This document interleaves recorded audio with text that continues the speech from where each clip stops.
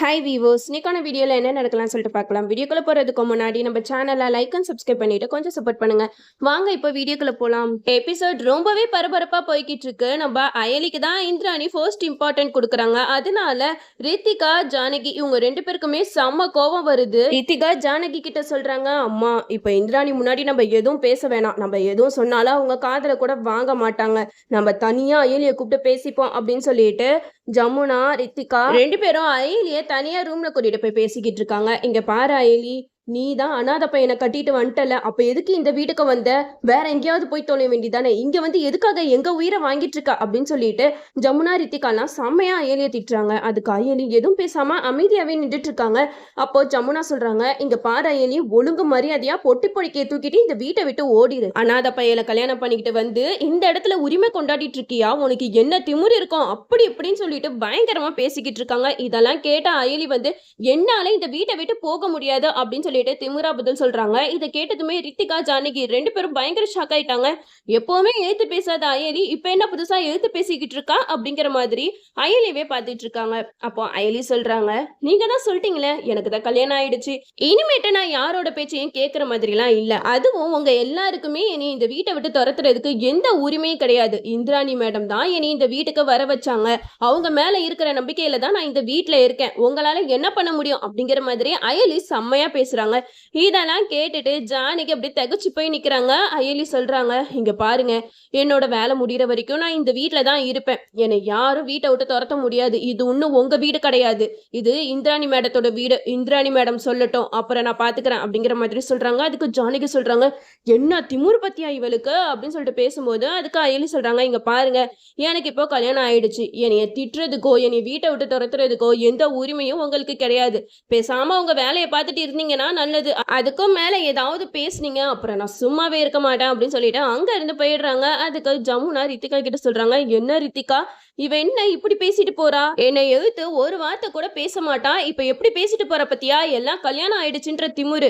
பாப்போம் எத்தனை நாளைக்கு இவன் இந்த வீட்டுல இருக்கான்னு சொல்லிட்டா. அதுக்கு ரித்திகா சொல்றாங்க, நீங்க கவலைப்படாதீங்கம்மா, இந்திராணியோட பொறுப்புல தானே இவ வந்து இந்த வீட்டுல இருக்கா. அந்த பொறுப்பையே நான் வாங்கிட்டேனா அப்புறம் அயலி இல்ல இந்திராணியே இந்த வீட்டுல நான் இருக்க விட மாட்டேன். எல்லாத்தையுமே வீட்டை விட்டு துரத்த தான் போறேன் அப்படின்னு சொல்லிட்டு ரித்திகா சொல்றாங்க. அதுக்கு ஜமுனா சொல்றாங்க, சூப்பர் ரித்திகா, இந்த லட்சியத்தை மட்டும் மனசுல வச்சுக்கோ, இதை விட்டு எப்பவுமே வெளியில வந்துடாத. இந்திராணி அயலி இவங்க ரெண்டு பேரையும் சமாளிக்கிறது உன் கையில தான் இருக்கு அப்படிங்கிற மாதிரி சொல்றாங்க. அயலி சிவா கிட்ட சொல்றாங்க, சிவா, நம்மளுக்கு இருக்கிற இந்த டைம்ல ஒரு ஒரு நிமிஷத்தையும் நம்ம யூஸ் பண்ணிக்கணும். கபிலனை நம்ம நேரடியா அரெஸ்ட் பண்ண முடியாது, அதனால நான் ஒரு வழி பண்றேன் அப்படின்னு சொல்லிட்டு அயலி வந்து உதயகுமார் சாருக்கு கால் பண்றாங்க. அப்போ உதயகுமார் சாரும் அந்த கால் எடுத்து பேசுறாங்க, சார், நாங்க போலீஸ் ஸ்டேஷன்ல இருந்து கால் பண்றோம். உங்க பையன் கபிலனுக்கும் ரவுடி மாஃபியாவுக்கும் ஏதோ தொடர்பு இருக்குன்னு சொல்லிட்டு எங்களுக்கு இன்ஃபர்மேஷன் வந்திருக்கு. அதனால உங்க பையனை நாங்க விசாரிக்கணும், ஸ்டேஷன் காமிச்சு விடுங்க அப்படின்னு சொல்றாங்க. அதுக்கு உதயகுமார் சொல்றாங்க, அதெல்லாம் ஒண்ணும் கிடையாது, என் பையனுக்கு ரவுடிங்க கூட தொடர்பு இருக்கா? நீங்க என்னென்ன கதையோ பேசிக்கிட்டு இருக்கீங்க? யாரோ எங்களை பிளாக்மெயில் பண்றதுக்காக உங்களை இப்படி எல்லாம் பண்ண சொல்லியிருக்காங்களா அப்படிங்கிற மாதிரி உதயகுமார் சொல்ல, இதை கேட்ட அயலி சொல்றாங்க, இல்ல சார், நாங்க எல்லாமே கன்ஃபார்ம் பண்ணி தான் சொல்றோம். கபிலனை ஒழுங்கா ஸ்டேஷனுக்கு அனுப்பி வைங்க. அதுக்கப்புறம் நாங்களாம் வந்து முறைப்படி இழுத்துட்டு போனோம்னா அது உங்களுக்கு தான் அசிங்கம். நீங்க பெரிய எடுத்த ஆளுங்க, அதனால நீங்க கொஞ்சம் யோசிச்சு முடிவு பண்ணுங்க அப்படிங்கிற மாதிரி சொல்ல, அதுக்கு உதயகுமார் சொல்றாங்க, இல்ல மேடம், என்னாலலாம் அவனை ஸ்டேஷனுக்கு அனுப்ப முடியாது. உங்களுக்கு என்ன ஆதாரம் இருக்கு? என் பையன் தப்பு பண்ணான்னு உங்களுக்கு ஏதாவது ஆதாரம் இருக்கா அப்படிங்கிற மாதிரி கேட்க, இதை கேட்ட அயலி சொல்றாங்க, ஆமா, உங்களை ஃபங்க்ஷன்ல கடத்தினது வர்மா தானே, அவன் எதுக்காக உங்களை கடத்தினான் தெரியுமா அப்படிங்கிற மாதிரி சொல்றாங்க.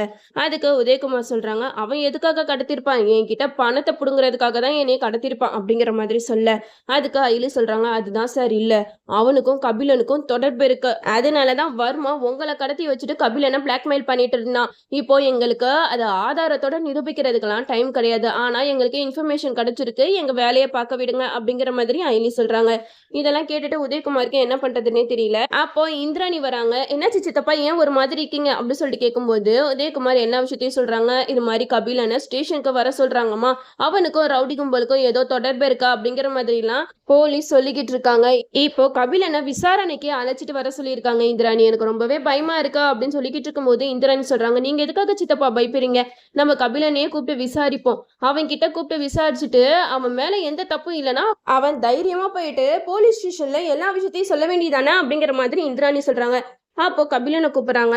கபிலா இது மாதிரி ஸ்டேஷன்ல இருந்து கால் பண்ணியிருக்காங்க, உன்னை விசாரிக்க ஸ்டேஷன் வரைக்கும் வர சொல்லியிருக்காங்க அப்படின்னு சொல்லதுமே நம்ம கபிலனுக்கு தூக்கி வாரி போட்டுச்சு. என்னக்கா சொல்றீங்க, இது யாரோ நம்மளோட எதிரிங்க தான் இப்படி எல்லாம் பண்றாங்க அப்படின்னு சொல்ல, அதுக்கு இந்திராணி சொல்றாங்க, யார் என்ன பண்ணாலும் சரி கபிலா, உன் மேல எந்த தப்பும் இல்லைல்ல, நீ தைரியமா போ அப்படிங்கிற மாதிரி சொல்ல, இதுக்கு கபிலன் வந்து மனசுல நினைக்கிறாங்க, நீங்க நினைக்கிற மாதிரி இல்லக்கா, நான் நிறைய தப்பு பண்ணியிருக்கேன், அதனாலதான் நான் இப்போ வந்து போலீஸ் ஸ்டேஷனுக்கு போறதுக்கே தயங்கிட்டு இருக்கேன்.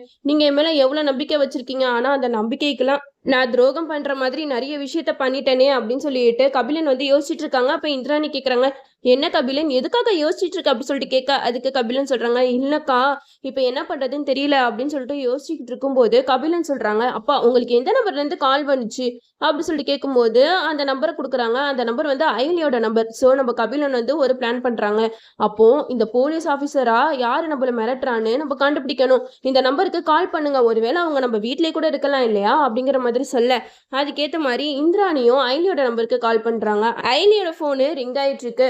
அப்போ கபிலன் வந்து இந்த ரிங் அடிக்குது, இங்க எங்கேயோ போன் அடிக்குதா நம்ம பார்ப்போம் அப்படின்னு சொல்லிட்டு ஒரு ரூமா தேடிக்கிட்டு இருக்காங்க. அப்போ அயலி வந்து போனை ரூம்ல வச்சுட்டு வாஷ்ரூம் போயிருப்பாங்க. அப்போ சிவா வந்து கபிலனை பார்த்துடுறாங்க. என்ன கபிலன் வந்து எதையோ தேடுற மாதிரி இருக்கு, போனை காதுல வச்சு ஏதோ பண்றானே, சம்திங் ராங் அப்படின்னு சொல்லிட்டு உடனே ஓடி போயிட்டு பாக்குறாங்க. அப்போ அயலியோட போன் வந்து ரிங் ஆயிட்டு இருக்கு. அந்த போனை டக்குன்னு இது பண்ணிட்டு அவங்களோட போன் ரிங் ஆகுற மாதிரி வச்சிடுறாங்க. அப்போ கபிலன் வந்து அயலி ரூமுக்கு கரெக்டா வராரு. அப்போ அங்க ரிங் அடிக்கிற போனை பாக்குறாங்க. பார்த்ததுமே வேற நம்பர்ல இருந்து கால் வந்த மாதிரி இருக்கு. உடனே கபிலன் வந்து என்னது இது, நம்ம இந்த போன்ல இருந்து தானே போன் பண்றோம், இங்க என்ன வேற நம்பர் இருக்கு, ஒருவேளை வேற யாராச்சும் கால் பண்றாங்க போல அப்படின்னு சொல்லிட்டு அவரும் பெருசா எடுத்துக்காம அப்படி விட்டுட்டாரு. அப்போ சிவா வராங்க, என்னாச்சு கபிலன் என்ன தேடிட்டு இருக்கு அப்படின்னு சொல்லிட்டு கேட்க, அதுக்கு கபிலன் சொல்றாங்க, இல்ல இந்த போன் வந்து ரொம்ப நேரமா ரிங் ஆயிட்டு இருக்கு, அதனாலதான் நான் பார்த்துட்டு இருக்கேன் அப்படின்னு சொல்லும்போது சிவா சொல்றாங்க, அது யார் போன் இல்லை என்னோட போன் தான் அப்படின்னு சொல்லிட்டு சிவா அந்த போனை எடுத்துடுறாரு. அப்பாடா நல்ல வேளை, கபிலனுக்கு எந்த டவுட்டும் வரல அப்படின்னு சொல்லிட்டு அந்த போனை பேசுற மாதிரி பேசி அங்கிருந்து எஸ்கேப் ஆயிடுறாரு. கபிலன் சொல்றாங்க, அக்கா இது வந்து வேற போன்கா, யார் இந்த மாதிரி எல்லாம் பண்றாங்கன்னு தெரியலையே அப்படின்னு சொல்லிட்டு கபிலன் வந்து மண்டையை பிச்சுக்கிட்டு இருக்காங்க. அப்போ சிவா வந்து அவங்க பேசுறதெல்லாம் ஒட்டு கேட்டுட்டு இருக்காங்க.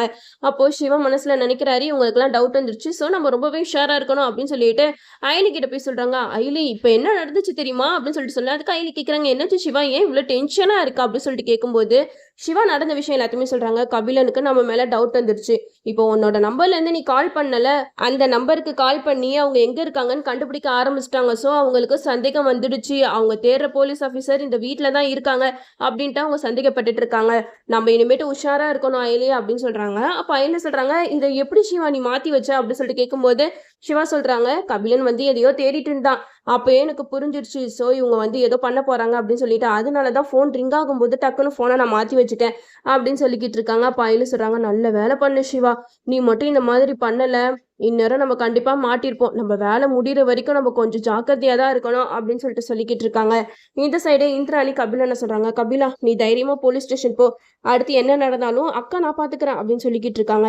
இந்த விஷயத்தெல்லாம் கேள்விப்பட்ட ரித்திகா வந்து இந்திராணி கிட்ட சொல்றாங்க, என்ன நீங்க போலீஸ் ஸ்டேஷனுக்குலாம் போயிட்டு வர சொல்றீங்க, யாரோ ஒருத்தவங்க கால் பண்ணி இவர் மேல கம்ப்ளைண்ட் இருக்கா அப்படின்னு சொன்னா நீங்க அப்படியே கேட்டுருவீங்களா, என்ன தைரியம் இருந்தா ஏன் புருஷனே போலீஸ்ல போய் சரண்டர் ஆக சொல்வீங்க, இதெல்லாம் உங்களுக்கு கொஞ்சம் ஓவர் ஆயிலாம் அப்படின்னு சொல்லிட்டு ரித்திகா வந்து இந்திராணி கிட்ட சண்டை போட்டுட்டு இருக்காங்க. இதெல்லாம் பார்த்துட்டு இந்திராணிக்கு செம்ம கோவம் வருது.